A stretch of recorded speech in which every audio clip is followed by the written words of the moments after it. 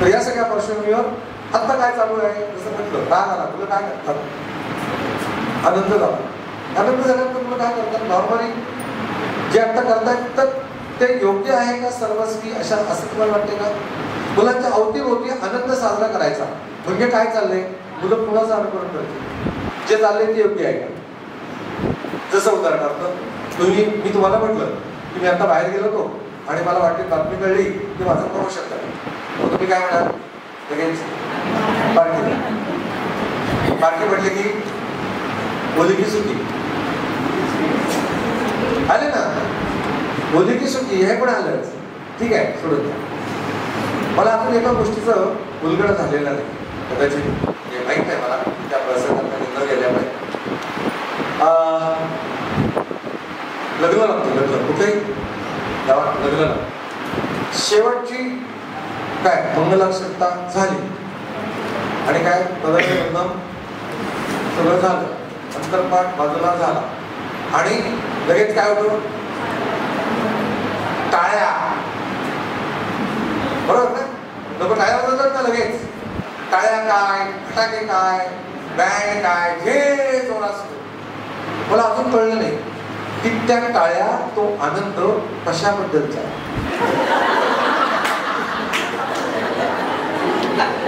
मला खरंच नाही कळलं.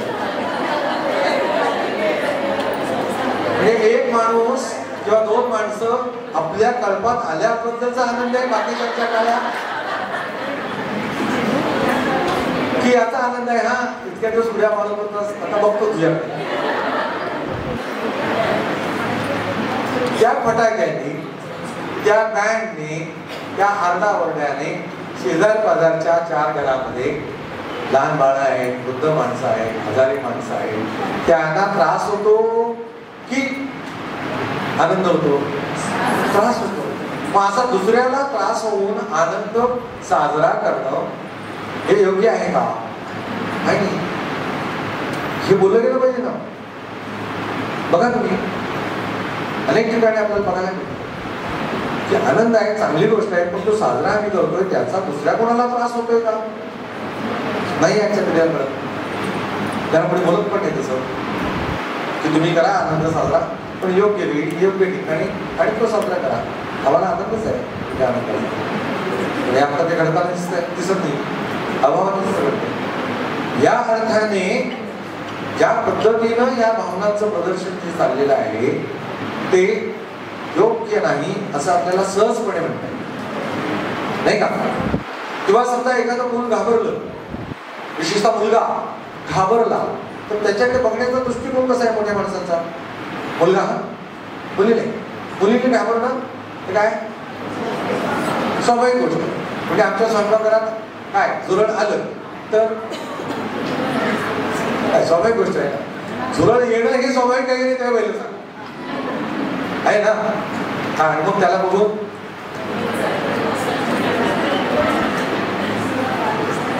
काय करायचं असतं? बघा किती सामान्य गोष्ट काय आहे, ते झुरळ केवढं, त्याचा जीव केवढा, आमचा जीव केवढा, ती पाल तिचा जीव केवढा, आमचा जीव केवढा. बापरे काय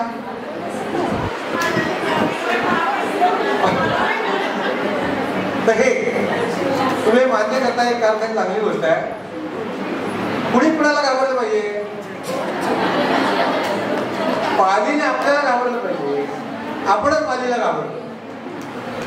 आता हे बघितल्यानंतर मुलांनी काय अनुकरण करायचं? मुलांनी काय अनुकरण करायचं? समजा एखाद्या मुलाने आई घाबरली म्हणून मी पण घाबरतो, त्या तशा अर्थाने गैर काही नाही, पण ते काय म्हणतात, हे भित्री भागूबाई म्हणतात. आता त्या मुलाने काय समजायचं? त्याची घाबरण्याची भावना ही प्रामाणिक नाही का? मग त्याला बाकीच्यांनी हसायचं का, किंडलतवाळी करायची का, याचा विचार आहे. ज्या प्रामाणिक भावना आहेत किंवा मूळतः त्या आवश्यकच आहे आणि का कसं काय होईना अनुकरण करायला आजच्या घडीला त्याला जी भीती वाटते त्याला बाकी कोणीतरी खिणवताय, हसताय, हे सुद्धा त्या मुलाचा आत्मविश्वास कमी करणार. ठीक आहे. म्हणून किती बारकाईने या सगळ्याकडे बघितलं पाहिजे. या अर्थाने जर या सगळ्याकडे आपण बघितलं तर जसं नकारात्मक भावना आहे त्यांचं काय करायचं, कमी होतील असा प्रयत्न केला पाहिजे. म्हणजे उदाहरणार्थ 3 पिढ्या टीव्हीवरचा कार्यक्रम बघतायत, मालिका, बरोबर ना? तुमची खात्री आहे का की मराठी किंवा हिंदी वाहिन्यावर ज्या काही कार्यक्रम जो रतीत आज पोचला जातोय त्या सगळ्याच्या सगळ्या अनुकरणे आहेत ना? काही आक्षेपार्ह त्याच्यामध्ये चाललेलं आहे की नाही? सगळ्यात आक्षेपार्ह म्हणजे 99.99% मालिका अनैतिक संबंध. बघा काय तुम्हाला आश्चर्य वाटेल, हे बघितल्यानंतर मुलांच्या मनात काय येतं. त्याचा किस्सा सांग. एका घरी बसलो होतो आणि संध्याकाळची वेळ, घरातला टीव्ही चालू होता, कार्टून चालू होतं त्याच्यात, कार्टून बरं का. तर त्या कार्टून मधली आई जी आहे, म्हणजे त्या घरातली आई आहे, ती संध्याकाळ झाली आहे, दिवे लागण्याची वेळ झाली आहे, बाबा घरी आलेले नाहीये म्हणून ती आई वरांड्यात फेऱ्या मारते. इतक्यात बाहेरनं खेळून चिरंजीव घरात येतात. त्या चिरंजीवांच्या लक्षात येते की आई वरांड्यात चक्रा मारते. तो आईला विचारतो, आई काय झालं, का चक्रा मारते? आई म्हणते, अरे बघ ना किती वाजले, अजून तुझे बाबा आले नाही. त्या पोराचं मोठे वाक्य आहे, त्यांचं बाहेर काहीतरी अफेअर चालू असे म्हणून त्यांना उशीर झाला. ते कार्टून वरच हा प्रसंग आहे हे लक्षात घ्या. आता जे पोर कायम कार्टून बघतोय त्याच्याशी कोणी बोलले का की हे आक्षेपार्ह असं नसतं, असं बोलायचं नसतं किंवा असं मुळात नसतं, आपला बाबा तसा नाहीये. 3 पिढ्या बघतात ना कार्यक्रम. अगदी म्हणजे मी आता गेली 4 वर्ष बघत नाही म्हणून, पण माझ्या माहितीतलं ते कोण, तो सुभेदार आणि राधिका. काय करायचं त्यांचं, चला या. आता ज्या पोरांनी ही मालिका आई वडील आजी आजोबा यांच्या बरोबर बघताय त्यांनी काय सांगायचं, असंच करायचं असतं, समजतील की नाही सांगा.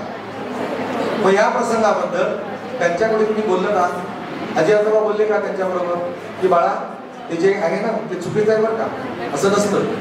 आई बाबा कधी म्हणतात का, आम्ही गोष्ट सांगतो राम एकवचनी होता, एक पत्नी होता, म्हणजे काय चर्चा केली का कधी? कोणीच नाही करत. बघतात आणि सोडून देतात. मुलांनी काय समजायचं? काल म्हटल्याप्रमाणे मुलांचं स्क्रीनवर जे बघतात ते आणि वास्तवात त्याच्यात ते अंतर करू शकत नाही. त्यांना स्क्रीनवरचं सगळं बरं वाटतं आणि मग तसंच आपण पण करायचं असतं. हे मॉरल त्यांनी शिकायचं का मालिकामधून? कोण चर्चा करतोय ते चुकीचं आहे म्हणून? तर जे चुकीचं आहे त्या संदर्भात मुलांशी बोललं गेलं ते आपल्या घरी असं चालत नाही, आपल्याला हे मान्य नाही, हे चुकीचं आहे आणि चुकीचंच आहे. एक ठामपणाने घरातल्या मोठ्यांनी त्या मुलाला सांगितलं. नकारात्मक गोष्टीबद्दल या 100% आहे असं बोललंच गेलं. ठीक आहे. किंवा अन्यायाची चीड, तू कसं सहन केलं, तू का नाही उभा राहिला, तू का नाही ओरडली, कसा अन्याय सहन केला, हे मुलांशी बोललं गेलं, सांगितलं गेलं पाहिजे. अन्यायाच्या विरोधात उभं राहिलं पाहिजे. हे मुलांच्या अनुषंगाने किंवा मुलांची थेट बोललं गेलं. ठीक आहे. काही प्रसंग, काही घटना, जसं मला एका मुलीची घटना माहिती, तिने ती लिहिली. काय ती मुलगी लिहिते की मी आतापर्यंत माझ्या आयुष्यात सगळ्यात पराक्रमी पुरुष म्हणजे कोण, छत्रपती शिवाजी आहे. पण कालपासून माझं सगळ्यात पराक्रमी पुरुषाची प्रतिमा आता वेगळी आहे. मग ती किस्सा सांग. काय किस्सा असा आहे, आई बाबा छोटा भाऊ आणि मी, जी काय असेल 10, 12, 15 वर्षाची, आम्ही रिक्षातनं चाललो होतो आणि एका वळणावर रिक्षा पलटली. रिक्षावाले काका सहित आम्ही सगळी जण रिक्षाखाली दबलो आणि त्यावेळी माझ्या बाबांनी ती रिक्षा ज्या पद्धतीने काय प्राणपणाला लावून आम्हाला त्या संकटातनं बाहेर काढलं आणि तेव्हापासून माझ्या जगण्यातला माझ्या आयुष्यातला सगळ्यात पराक्रमी पुरुष बाबा. प्रत्यक्ष प्रसंग आहे, प्रत्यक्ष घटना तिने अनुभवली, त्यामुळे तिच्या आयुष्यातला सगळ्यात पराक्रमी पुरुष कोण? बाबा आहे. कालपर्यंत कोण होते? शिवाजी राजे. त्यामुळे अशा काही प्रत्यक्ष घटनात्मक मुलं ते स्वतःला घडवत असतात. काही प्रसंग, काही काय ऐकवणं, अनुभव सांगणं, याच्यातनं मुलं शिकत असतात. ज्या नकारात्मक गोष्टी असतात तर त्या नकारात्मक गोष्टींच्या संदर्भात मुलं आपला अंदाज घेत असतात. आईला काय वाटतं त्या घटनेकडे बघून किंवा त्या प्रसंगात, नंतर भाष्य कशी करते आई, मला नाही आवडले ते म्हणेल की आई, मग मुलाला कळतं की ते वागणं चुकीचं होतं. आपल्या आईला किंवा आपल्या बाबांना ते चालत नाही. त्यामुळे आपली मतं आपण ज्या पद्धतीने मांडतोय ती सुस्पष्ट आहेत का, की बोट चेपळेपणाची आहे, ते तपासून बघितलं. त्यातनं मुलांना संदेश जातो. ठीक आहे. आता हा झाला नकारात्मक भाग. सकारात्मक भागाचं काय करायचं? सद्गुण आहेत सगळे, सद्वर्तन, बरोबर ना? त्यांचा विकास आहे का? मुळात तो नाहीये, इथे गडबड आहे. जसं आपण सकाळी बघितलं, मुलांनी झाडाला पाणी घातलं. माझ्या मांड्यातलं 3ही झाडांना पाणी पडलं पाहिजे असा आग्रह होता. एका झाडाला नाही, जे काही पाणी आहे ते सगळ्यांना मिळेल आणि मग थोडं याला, थोडं याला, थोडं याला. जी आई सकाळी उठल्यानंतर तुळशीला पाणी घालताना मुलं बघतात, ती मुलं काय करतील? त्या झाडांच्या प्रती त्यांच्या भावना काय असतील? वेगळं सांगायला नको का? नको सांगायला. ही मुलं जेव्हा सहलीला जातील, एखाद्या गळावर जातील, जंगलात जातील, तिथली पानं उरबाडतील का वनस्पतींची? नाही उरबाडणार. कारण त्यांना आईने सांगितलेलं आहे काय, त्या सृष्टीला सुद्धा जीव आहे, भावना आहे. तुम्ही संध्याकाळी बघितले का, सूर्य मावळतीला जाताना या आपल्या परिसरातल्या अनेक झाडांची पानं मिटतात. आता पावसाळा सुरू झालाय का टाकाळा येतो, त्या टाकाळ्याची पानं बघा संध्याकाळ झाली की मिटतात. लाजाळूची पानं, आवळीची पानं, चिंचेची पानं, किती भावना आहेत या झाडांना. मग सूर्यास्त झाल्यानंतर कुठल्याही वनस्पतीचं पान, फूल, फळ, साल ओढून काढायचं का?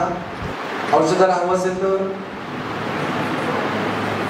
त्या झाडाची माफी मागायची, नमस्कार करायचा, कृतज्ञता व्यक्त करायची आणि परवानगी घेऊन जे हवंय तेवढंच घ्यायचं. हा आपल्या या मातीचं चिंतन आहे. सूर्यास्तानंतर कुठल्याही वनस्पतीला हात लावायचा नाही, पान फूल काही तोडायचं असेल औषधासाठी या पद्धतीने. तर ज्या घरात हे सगळं होतंय ती मुलं असं करतील का? झाडं झोडपतील का? नाही जमत. स्वयंपाकघरात मुंग्या आल्या, काय करायचं? इथं 2 गट आहेत, मला माहिती आहे. एक गट असा आहे की तो काय करतो माहिती आहे, पुढे लक्ष्मण रेषा आणायला गेली ती मुंग्या आल्या फार. लक्ष्मण रेषा, डीडीटी, राकेट, झाडू, गेला पायटा आहे असा फिरवायचा त्याच्यावर. मुंग्या आल्या तिथून.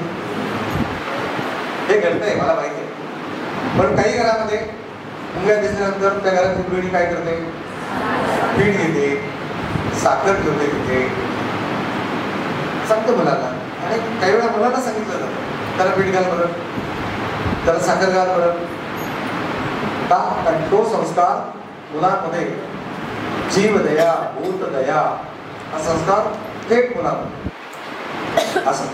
तर त्यामुळे आता ही मुलं, पावसाळा सुरू झालाय आणि शाळेतनं जाताना त्यांना वाटेत गटारामध्ये एक कुत्र्याचं पिल्लू भिजलेलं, ओरडणारं किंवा मांजरीचं पिल्लू ओरडणारं दिसलं, काय करते ती मुलं? घेऊन जातील ना, घेऊन जातील नानाकडे स्वच्छ अंघोळ घालतील, स्वतःचा खाऊन देतील, दूध घालतील, आईला म्हणतील आई फार ते, त्यांना एकीकडे भीती वाटत असते आईची, आई ओरडेल म्हणून, पण त्यांना माहिती नाही ना आई कशी रिॲक्ट होईल. आणि म्हणून मग ते बिगबीज सांगतात नाही आई आम्ही नाही, तुझं काही नाही, आम्ही माझा खाऊ दिलाय, मी माझा खाऊ दिलाय. हे जे आहे तर अशा वेळी आईने काय केलं पाहिजे, बाळा तू छान केलं असं म्हटलं पाहिजे. ती म्हणतेच आणि सामान्यतः जी आई मुंगीला काय साखर घालते ती सामान्यतः म्हणतेच, पण जी आई लक्ष्मण रेषा आणते ती त्याचा वस्तू त्या मुलाला सांगू का, दाखवू का. अशा घरातल्या मुलाला तुम्ही काहीतरी वस्तू आणायची, 10 रुपये दिले, जा समोरच्या वाड्याकडनं ही वस्तू घेऊन ये, तर ते पोरग खाली उतरतं आणि त्याला समोर दिसतं कुत्र. ते कुत्र याला बघतं आणि पोरग त्याला बघतो. पोराची पहिली हालचाल काय माहितीये का, ते असं शोधायला, काय शोधायला लागतं, दगड सापडतो येतात. आणि ते कुत्र पण माहीत अशी भूमिका घेते. तसं पवित्र बघा तसं ते असं शेपूट ज्या पद्धतीने खाली घालून, पण त्याला माहिती आहे म्हणजे हा आता दगड घेणार नाही, आपल्याला मारणार. त्याला काय वाटतंय हे आता आपल्याला चावणार. एकमेकावर विश्वास नाही, ही जी गडबड. म्हणून मुलं अनुकरण करतात. म्हणजे काय करतात, घरात तुम्ही काय करता, मोठी माणसं आजूबाजूची काय करतात, मुलं याचं निरीक्षण करत असतात. तर तसं जर होत असेल तर म्हणून मुलांच्या समोर काय बघायला मिळालं पाहिजे, त्यांना काय बघायला मिळालं पाहिजे. उठल्यानंतर आईने रांगोळी घातली, सडा छान आहे, तुळशीला पाणी घातलेलं आहे, अगरबत्ती लावलेली आहे, कसं छान वातावरण आहे. मुलांचा दिवस तसा. आणि मुलांच्या मनात कुठल्या भावना येतील, सद्भावना येतील, सकारात्मक भावना स्वाभाविकपणे. म्हणून अशा भावनांचा विकास करायला पाहिजे. आता पावसाळा उन्हाळा होता, मुलांनी पक्ष्यांसाठी पाणी ठेवलं किंवा त्यांना तिथं दाणे घातले. काय करा तुम्ही काय करा, तुम्हाला न विचारता त्यांनी एका भांड्यामध्ये पाणी ठेवलेलं आहे, तर ते कुत्र्यांना असेल किंवा पक्ष्यांना असेल, तुम्ही काय करा ना, कसं म्हणा, शाबास छान, त्या पक्षाला बरं वाटेल बरं का. काल संसाराने काय सांगितलं, मला बरं वाटेल नाही. हा कौतुक करतात ना, त्यांनी माझ्यासाठी करता कामा नाही, त्यांच्यासाठी काम केलं. त्या पक्षाला बरं वाटेल, किती ऊन आहे बघ मागे, तू पाणी ठेवल्यामुळे, ते पाणी प्यायल्यामुळे त्यांना छान वाटेल, पुन्हा त्या गारवा वाटेल त्यांना. ते तुला धन्यवाद देतील, मी नाही धन्यवाद, ते तुला धन्यवाद. मुलांना जेव्हा केव्हा असं काही ते चांगली गोष्ट करतील तेव्हा वा शाबास छान मस्त झकास एक तरी शब्द बोल, एक तरी शब्द बोल. संध्याकाळी आल्यानंतर, बाबा घरी आल्यानंतर मुलं दिवसभर काहीतरी करत असतात, आपण जे सांगतो ते करत असतात, त्यांची आपल्याला मदत होते, पण त्याबद्दल कसं कसं बोला. हा होता म्हणून एवढं मला जमलं बरं का, मला शक्यच नव्हतं हे जर बाबाला सांगितलं आणि बाबाने त्याचं कौतुक केलं तर काय. ज्या चांगल्या गोष्टी आहेत त्या करण्याकडे जर मुलांचा कल वाढवायचा असेल, आईला बरं वाटतं ना मग, किंवा जे काही आपण करतोय त्यामुळे कुणाला तरी बरं वाटतंय ना, म्हणून ती गोष्ट केली पाहिजे. ही प्रेरणा मिळणं ही सगळ्यात महत्त्वाची, बक्षिसासाठी म्हणून नाही. या अर्थाने ज्या ज्या चांगल्या भावना आहेत त्या भावनांच्या संदर्भात काही प्रसंग मुलांच्या समोर घडवले पाहिजे, काही अनुभव सांगितले पाहिजे, काही प्रसंगात त्यांना लोटलं पाहिजे. लोटलं पाहिजे म्हणजे काय का बघ, ज्यामुळे आता सेवा चांगली भावना आहे ना, सेवा करणं. मग त्याचं काय करायचं, आपण आजारी पडायचं आणि तो काय करतो ते बघायचं. पहिलं आपण कुणाची तरी सेवा करतोय हे त्यांना दिसतं. आजारी माणसाची सेवा मोठी माणसं करतायत. मग ती माणसं आजारी पडल्यानंतर स्वाभाविकपणे मुलं जी आहेत ती त्यांना जमेल तशी ते पण सेवा करतील. असं काही प्रसंगात त्यांना सुचवलं पाहिजे, काही सांगितलं पाहिजे, काहीवर चर्चा केली. असं जेव्हा होईल तेव्हा चांगल्या भावनांचा विकास, त्याला प्रोत्साहन देणं, वा शाबास छान असं म्हणणं, ज्यातनं ते वाढीस लागेल.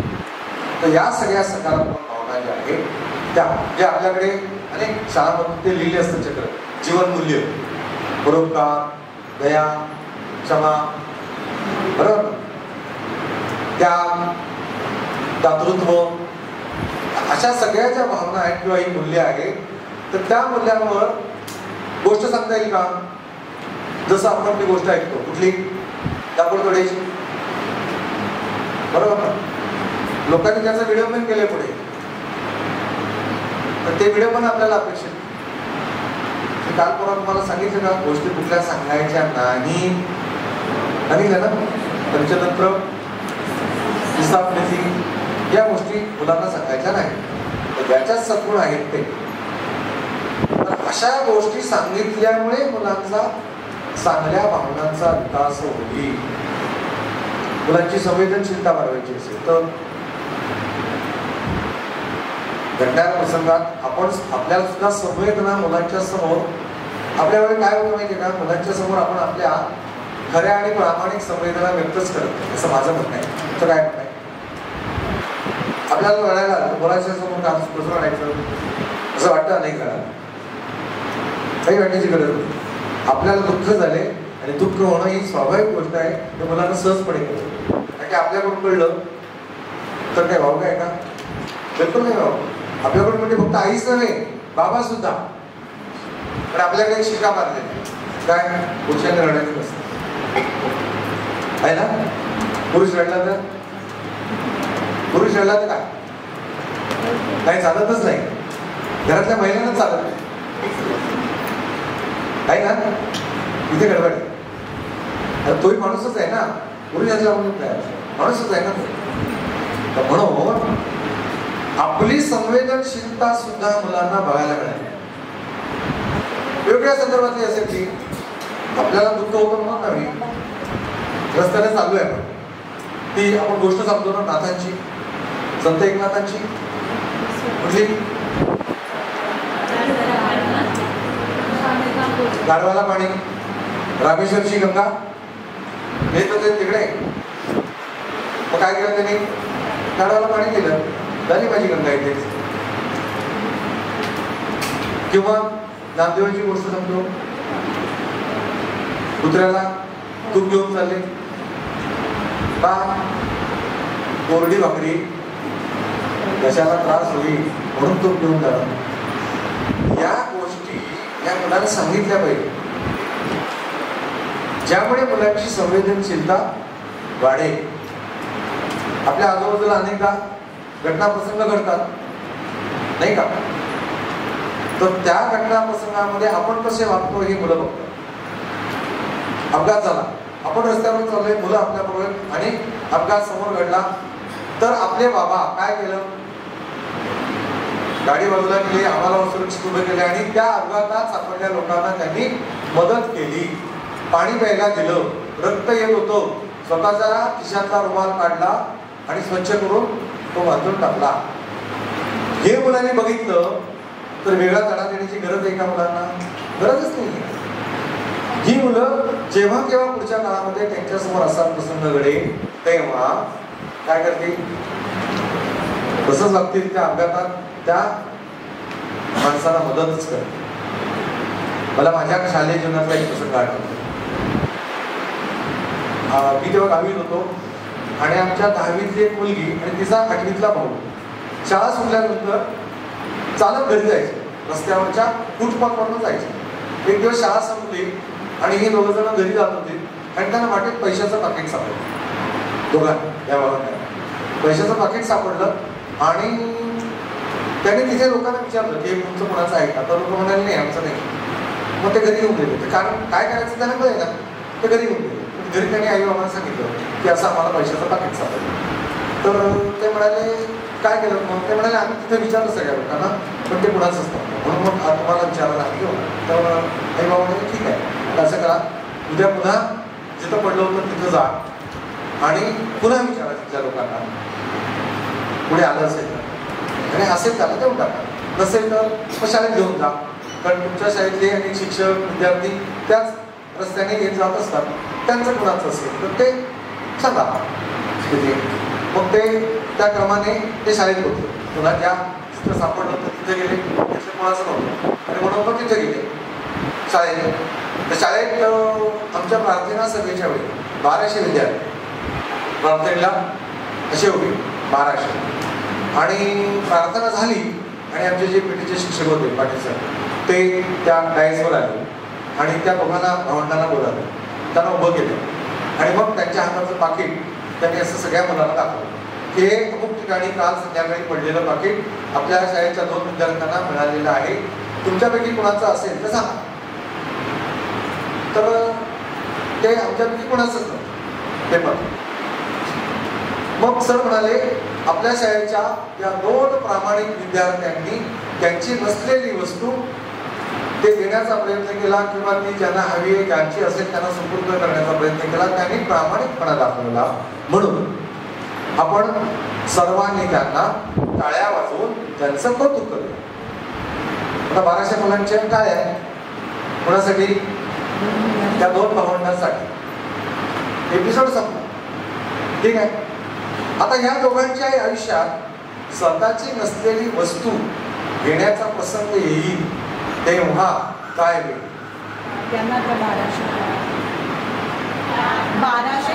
त्या 1200 मुलांनी वाजवलेल्या टाळ्या त्यांच्या कानात सुरू होती का? तेव्हा आम्हाला त्या प्रामाणिकपणाबद्दल आमचं जे कौतुक किंवा आम्हाला जे काही मिळालेलं आहे ते नाही, ही माझी वस्तू नाही, मी हात लावणार नाही, त्या मोहाच्या काय मोहा बळी पडणार. हे हा भावनिक विकास. म्हणून मुलांच्या संवेदना जागृत ठेवणं, मुळात त्या विकसित करणं आणि त्या जागृत ठेवणं वेळोवेळी, यासाठी सुद्धा सजग राहावं लागेल. या अर्थाने सुद्धा थोडी चिंता करायला हवी. त्यामुळे नकारात्मक भावना,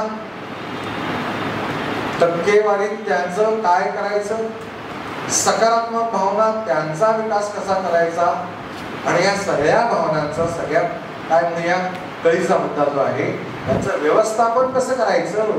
आजच्या घडीला काय चाललंय? आला राग फेकून दिली वस्तू, बरोबर, आला राग केला आराम, आला राग घेतली लोळण, आला राग फेकली वस्तू. हे जे आहे हे गडबड. तुम्ही आठवा, तुम्हाला शाळेत असताना, आता नाही, शाळेत असताना पहिल्या वेळी भाषण करायचं होतं, पाठ झालं होतं. काय लोकमान्य टिळक जयंती असेल, गांधी जयंती असेल आणि काय काय कुठलाही पाठ करून आपण तयारच असतो ना. पण इथे आले, सगळा हॉल भरलेला आहे आणि इथे उभे राहिले आणि मग काय झालं? हात पाय थरथर कापायला लागले, गळा घसा कोरडा पडला, चक्कर यायला लागली, पाठ केलेलं सगळं विसरून गेलो, झालं ना. अशा वेळी कोणीतरी ज्येष्ठ शिक्षक आपल्याला त्यांनी काय सांगितलं होतं? घाबरायचं नाही. मग काय करायचं? तिकडे एक तांब्या भांडं असतं, त्यातलं पाणी घ्यायचं, एक घोट पाणी प्यायचं, जरा दीर्घ श्वास घ्यायचा, इकडे तिकडे बघायचं आणि मग सुरुवात करायची. सांगितलं होतं ना. आता हे सगळं विसरून गेल्यावेळी काय काय करायचं सांगितलं कोणी? सरांनी सांगितलं. काय करायचं? दीर्घ श्वास घ्या, गोडगोड पाणी प्या, हा सगळीकडे जरा नंतर फिरवा, कोण कोण कुठे आहेत ते. त्या आपण आता ही रामतीर्थकर नावाच्या एक उद्देश्य गेल्या छान भाषण करायचं, समाज प्रबोधन करायचं. त्या एका गावामध्ये त्या गेल्या होत्या असंच महिलांच्या समोर. तर सुरू होतं, त्याची गाडी आली इथं, राग आला तर काय करायचं त्या सांगत होत्या. एक नुकतीच लग्न झाली तरुण मुलगी उभी राहिली, म्हणाली काही राग आला तर काय करायचं? त्या म्हणायला काही नाही, पाणी घ्यायचं आणि प्यायचं. ती म्हणाली किती वेळ? काही नाही म्हणाली, आयुष्यभर.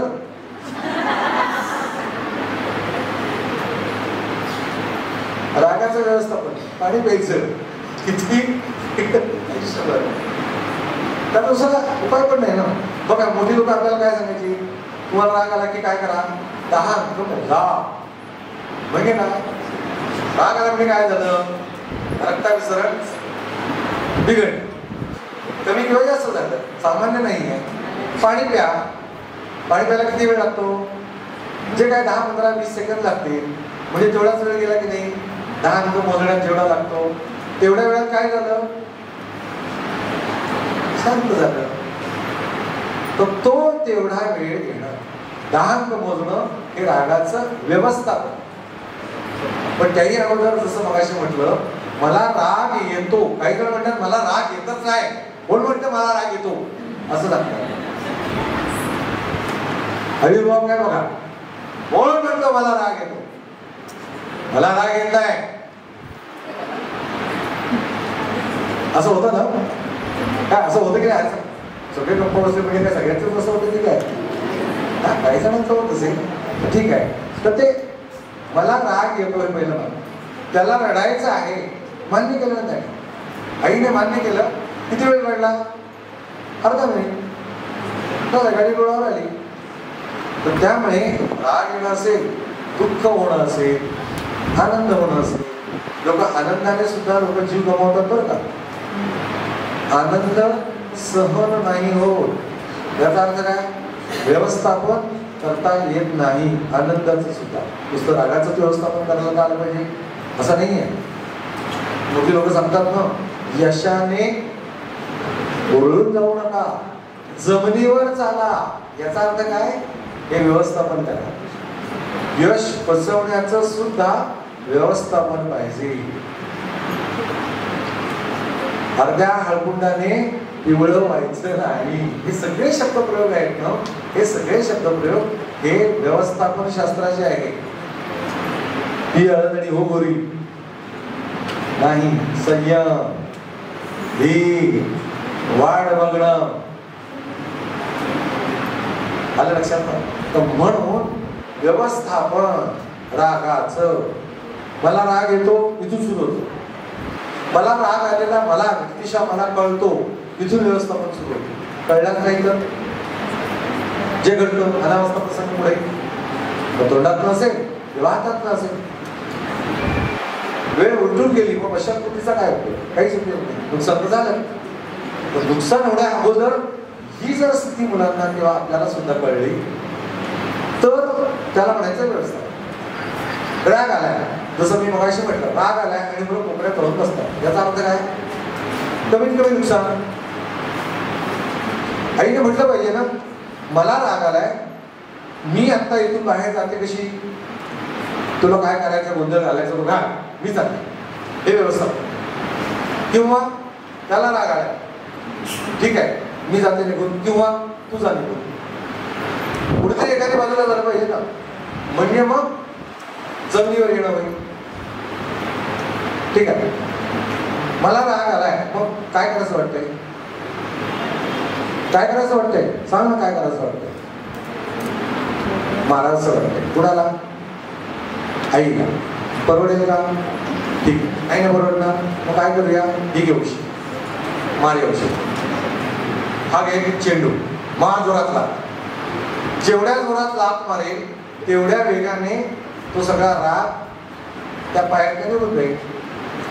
मार त्याला, मार बुद्धे उशिरा.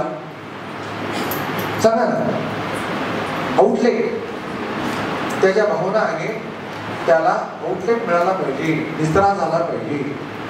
म्हणून त्याला राग आला म्हणून आपल्याला राग आला पाहिजे असं आहे का? नाही. आपण शांत राहावं, त्याला विचारावं, तुला राग आलाय का? बरं, मग काय करायचं वाटतंय, करा संवाद. त्या संवादामध्येच मुलांचा हळूहळू राग कमी होण्याची व्यवस्था आहे. मोठी माणसं उतावळेपणा करतात आणि मग गडबड होते. म्हणून आपण समोरच्या बाजूने कुणीतरी शांत राहिलं पाहिजे, म्हणजे मग हळूहळू ते पण शांत राहतील. आता जी मुलं कोपऱ्यात जाऊन बसतायत ते उत्तम व्यवस्थापन कुणाकडून शिकलेत? ते घरातल्याच कुणाकडून तरी शिकलेले. आता त्याचा साधा सोपा. तर म्हणून राग असेल, भीती असेल, भीती वाटली तर हसायचं का त्यांना? नाही. स्वीकारायची भीती. ठीक आहे, तुला भीती वाटते ना, ठीक आहे, तू थांब, बघ आपण काय करायचं. जेव्हा आम्ही जातो तू थांब, सुरक्षित स्वीकार करा. भिणवता का बरं? त्यामुळे कुठलीही भावना असो त्या भावनेचा मुळात स्वीकार करणं आणि मग त्याला तोंड देण्यासाठी, त्या परिस्थितीला तोंड देण्यासाठी जी काही बदली म्हणा किंवा व्यवस्था म्हणा, जे करायचं ते व्यवस्थापन. राग आला काय करायचं वाटतंय तर मुलं सांगतात, जे सांगतात ते सगळं करणं सोयीचंच नसतं. मग त्याला पर्याय देणं, तर ते पर्याय आपल्यापाशी पाहिजे. त्यांना माहितीच नाही, कारण ते अनुभव नाहीये, अनुभवी आपण आहोत. या अर्थाने त्यांना वेगवेगळे जर पर्याय दिले त्या संदर्भातले, तर मुलांना आपला राग, आपला आनंद, आपला काय भीती, आपली हे सगळं आपलं दुःख याच्यावर नियंत्रण ठेवणं, योग्य त्यावेळी योग्य त्या प्रसंगी कसं वागायचं, काय वागायचं याचंही हळूहळू त्यांना आपोआप अनुकरणात्मक अवगत होतं. तर म्हणून या पद्धतीनं जर आपण मुलांच्या भावनिक विकासात लक्ष घातलं तर मानावंच लागणार आहे, कारण भावनांत शून्य आहे. त्या दृष्टीने योजनापूर्वक काही ना काही काम करायला हवं असं वाटतंय. एक पुस्तक सांगतो, ते मिळवण्याचा प्रयत्न करा. उपलब्ध आहे बघा. पुस्तकाचं नाव आहे जावे भावनांच्या दावा. जावे, कोणी वाचलंय का पुस्तक आहे? जावे भावनांच्या दावा. फार जुनं पुस्तक नाहीये, आत्ताच्या गेल्या 10 वर्षातलं आहे. आज जगामध्ये 6 देशामध्ये या भावनिक विकास आणि व्यवस्थापनावर काम चालू आहे. फक्त 6. त्यात आपल्या देशामध्ये 6 सेन्स नावाची एक संस्था काम करते आहे. त्या संस्थेचे प्रमुख डॉक्टर संदीप केळकर त्यांनी हे पुस्तक लिहिलेलं आहे. पुस्तकाचं नाव आहे जावे भावनांच्या दावा. लेखक आहेत डॉक्टर संदीप केळकर, ठाण्याला राहतात, बालरोग तज्ञ आहे. त्यांच्या पुढच्या 2 वर्षाचे सगळे शनिवार रविवार हे बुक आहे. त्याच्यासाठी पालक कार्यशाळा, मुलांची नाही, भावनांचं व्यवस्थापन, विकास व्यवस्थापन पालकांचं, मुलांचं नाही. गेली पुढची 2 वर्ष सगळे शनिवार रविवार त्यांचे बुक आहे. त्यामुळे हे अत्यंत काय म्हणूया उपयोगी पुस्तक आहे. लोकसत्ताच्या रविवार पुरवणी कुठली नाही, रविवार नाही, शनिवार पुरवणी लोकसत्ताची कुठली, चतुरंग पुरवणी. तर त्या पुरवणीमध्ये याच्यातले काही लेख आलेले आहेत. पण हे पुस्तक उत्तमच वाचनीयच आहे. असंच तिच्या हातात घेतलं की तुम्हाला ते खाली ठेवा असं वाटतं असं पुस्तक आहे. किंवा दुसरं अजून एक पुस्तक आहे, आनंद यात्रा संगोपनाची. आनंद यात्रा संगोपनाची, डॉक्टर लता काटदरे. डॉक्टर लता काटदरे. दोन्ही पुस्तकं मुलांच्या भावनिक विकासाच्या, आनंद यात्रा संगोपनाची एकूणच मुलांच्या संगोपनाच्या संदर्भात आहे. त्याच्यामध्ये सुद्धा मुलांचा भावनिक विकास याच्यावर बरंच काही उपयोगी असं लिहिलेलं आहे. आनंद यात्रा संगोपनाची, डॉक्टर लता काटदरे. डॉक्टर लता काटदरे. ही दोन्ही पुस्तकं आपापळ चौकामध्ये जी अनेक पुस्तकांची दुकाने उपलब्ध आहेत. हे मनोविकास प्रकाशनचं पुस्तक आहे, जावे भावनांच्या दावा, डॉक्टर संदीप केळकर. तर त्यामुळे ही पुस्तकं आपण शिक्षक म्हणून आपल्याकडे पाहिजे आणि पालकांनीही ती आपल्याला सुचवलेली हे पुस्तक वाचलं. ठीक आहे. तुमच्यापैकी किती जणींनी किंवा जणांनी तोतो चान हे पुस्तक वाचलेलं आहे?